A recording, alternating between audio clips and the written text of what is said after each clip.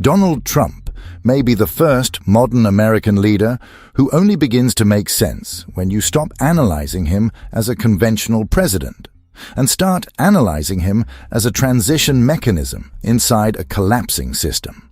Because if you try to evaluate him using the old metrics, diplomatic stability, institutional respect, alliance management, predictable policy, you will always conclude the same thing, that he is reckless, erratic, and destructive.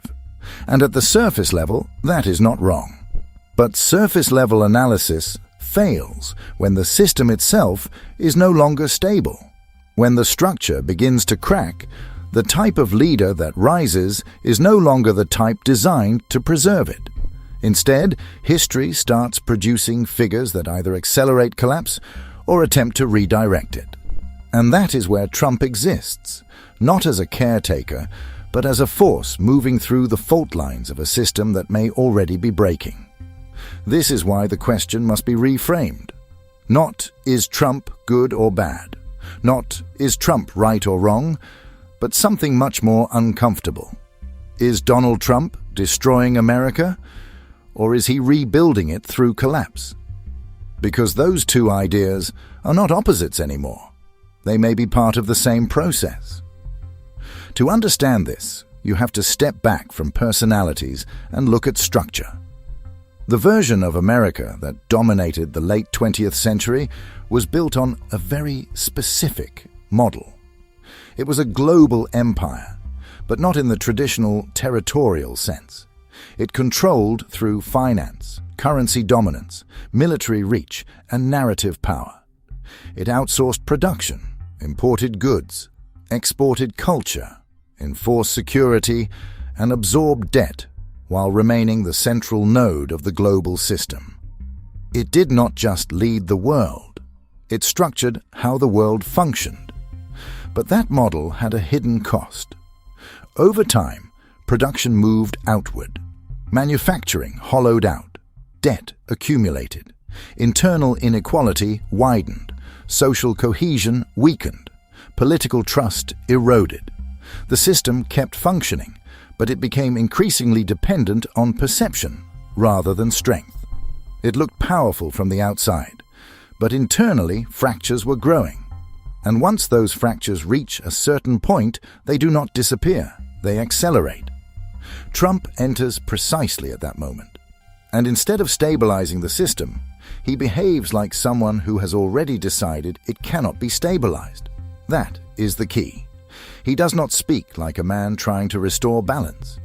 He speaks like a man who believes balance is gone. This is why his rhetoric sounds so disruptive. He attacks trade structures. He questions alliances. He undermines institutions. He reframes global responsibility as exploitation. He treats diplomacy as leverage rather than obligation.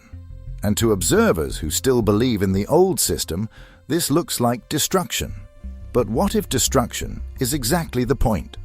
What if Trump is operating under a different assumption? That the global system built after World War II and reinforced after the Cold War is no longer sustainable, and that trying to preserve it will only lead to a worse collapse later.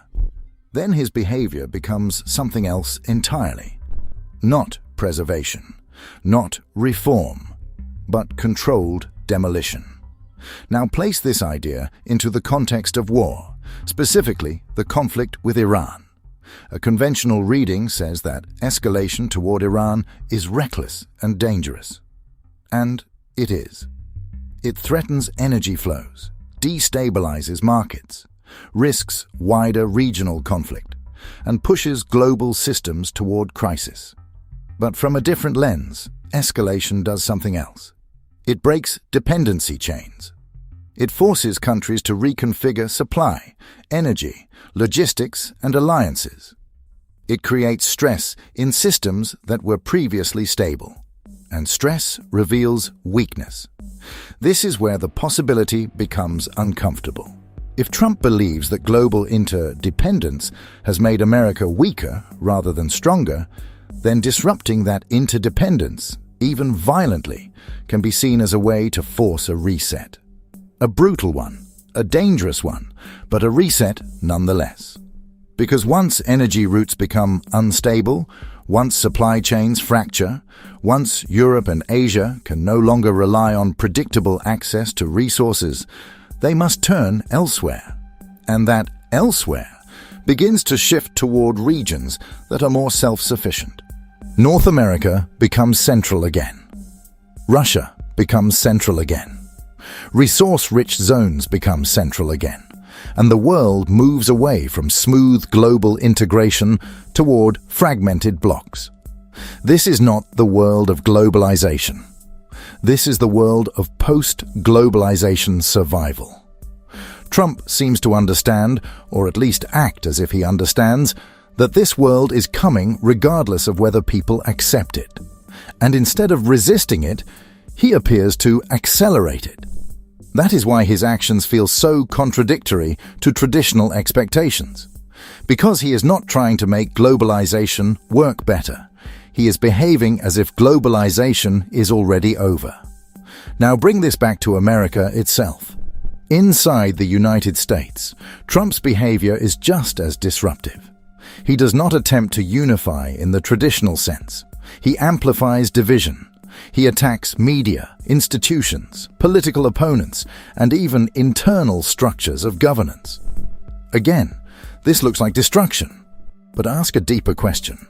What if internal division is not something he is trying to fix, but something he believes already exists at a level that cannot be smoothed over? Then his role shifts. From healer to revealer. He exposes the fracture instead of hiding it. He forces conflict into the open instead of managing it quietly. He pushes the system to show its limits instead of pretending those limits are not there. That is why so many people feel that Trump is not simply causing chaos, but revealing the chaos that was already present. And once something is revealed, it cannot go back to being hidden. This is where the idea of rebuilding through collapse becomes more than a phrase. Because collapse is not always the end of a system. Sometimes it is the transition point, the moment where one structure fails and another begins to form. The question is, what kind of structure? Trump's vision, if it can be called that, is not fully articulated in clean policy language. But through his actions and rhetoric, certain patterns emerge. A move away from financial dominance toward resource and industrial relevance. A move away from global responsibility toward national focus. A move away from multicultural fluidity toward identity consolidation. A move away from universal ideals toward competitive blocks. This is not the language of the 1990s. This is the language of a harder century. A century where stability is not assumed, where peace is not permanent, where economies are tied to production, not just finance, where nations are forced to think in terms of survival, not just growth. Trump appears to be pushing America toward that mindset. Whether intentionally or instinctively is still unclear, but the direction is visible, and this is where his age becomes symbolic. Trump is not young. He does not represent the future in the traditional generational sense. Instead, he represents the end of something, the closing phase of a long cycle, an old man at the helm of an aging empire. And yet, paradoxically, he is also pushing toward something new. That contradiction matters, because it suggests that he is not the architect of the future, but the bridge into it, a transitional figure. A man who belongs to the old world, but is forcing its collapse so that another world can emerge. This is why some people argue that his rise is not purely democratic in the simple sense. Not that votes did not happen, but that the conditions themselves selected him.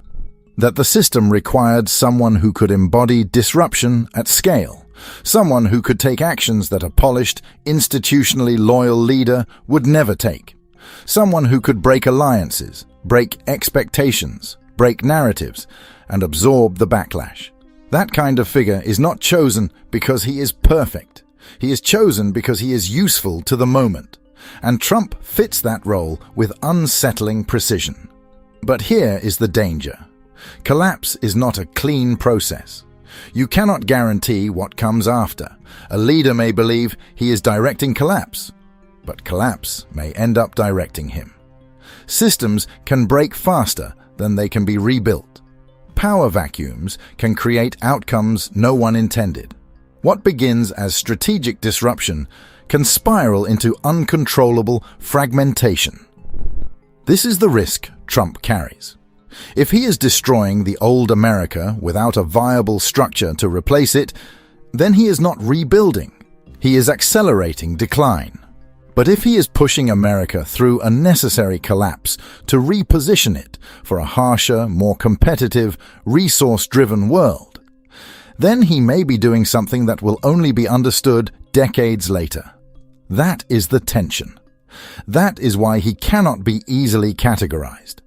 He exists in a space where destruction and construction blur together, where chaos may be part of design, where failure may hide intention, and where intention may still lead to failure.